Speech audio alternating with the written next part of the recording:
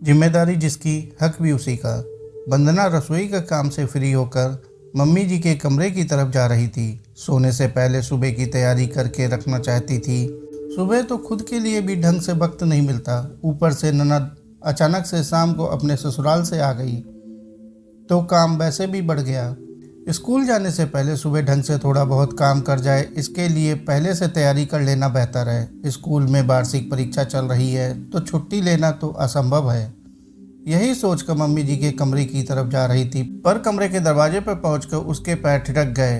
अंदर उसकी सास सुशीला जी, उसका पति मधुर, देवर अंशुल और ननद बनीता बैठकर बात कर रहे थे। बार बार वंदना का नाम आ रहा था, इसलिए वंदना ने बात सुनना ही उचित समझा।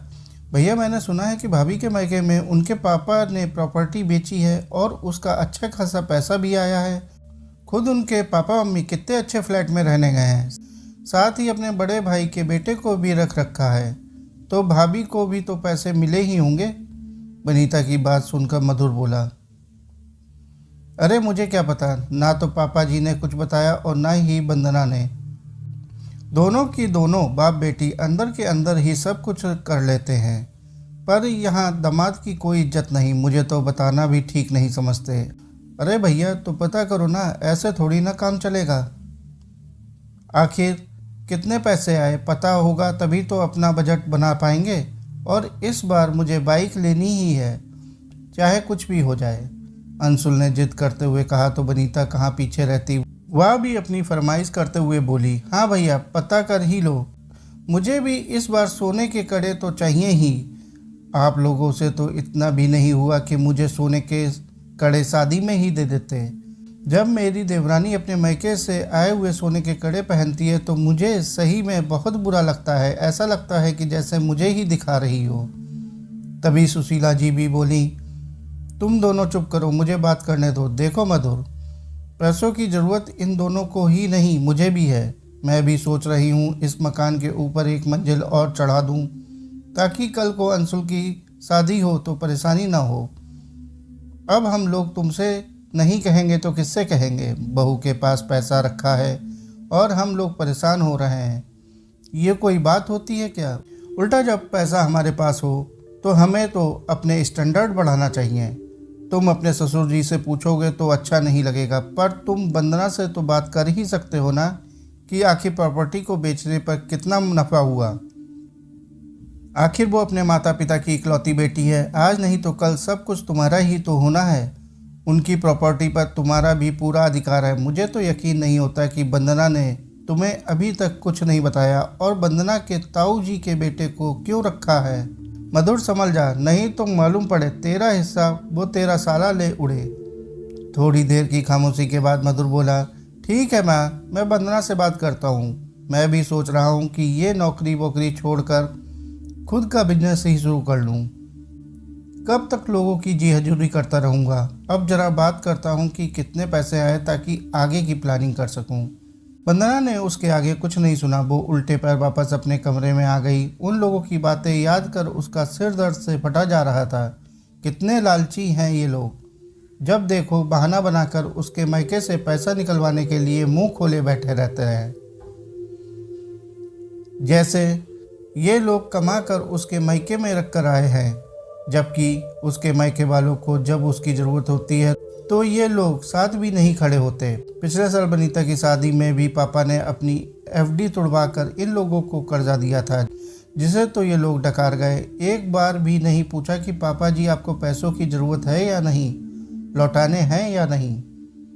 यही नहीं, अभी तक 2 महीने पहले पापा को हार्ट अटैक आया था, तब तो इनमें से कोई सेवा करने नहीं गया था। उसकी माँ की तो हिम्मत टूट चुकी थी, वंदना ही दौड़ भाग कर रही थी, बस उसके साथ उसके ताऊ जी का बेटा उदय ही खड़ा था। मधुर तो जब तक पापा हॉस्पिटल में रहे तब तक रोज शाम थोड़ी सी देर आकर चले जाते थे। एक बार भी उसने ये पूछना मुनासिब नहीं समझा कि पैसों का बंदोबस्त कैसे हो पाया, जबकि वो अच्छी तरह जानता था कि उसके मैके वाली मध्यम वर्गीय परिवार के लोग हैं और प्रॉपर्टी के नाम पर उनके पास सिर्फ उनका मकान है जिसमें वो रहते हैं। उस समय तो वंदना और उदय ने उधार लेकर पापा का इलाज कराया था, लेकिन पापा के इलाज होने के बाद पैसों को चुकाने के लिए अभी कुछ दिन पहले ही उन्होंने अपना मकान बेच दिया और बचे हुए पैसों में खुद के लिए फ्लैट लेकर उसमें रहने लगे। अब उसी बेचे हुए मकान के पैसे इन लोगों को नजर आ रहे हैं। खैर थोड़ी देर बाद अचानक सुशीला जी की आवाज़ आई, बहू जाए कमरे में आना। तो वंदना समझ गई कि उससे पैसा निकलवाने की रूपरेखा तैयार कर ली गई है, अब उसे बुलाया जा रहा है।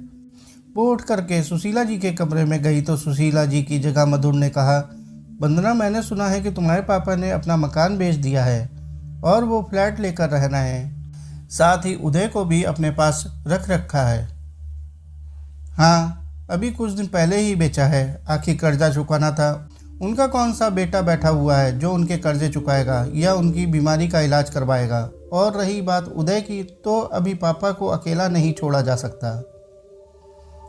हाँ वो तो ठीक है, लेकिन कितने में बेचा? आखिर मैं दामाद हूँ।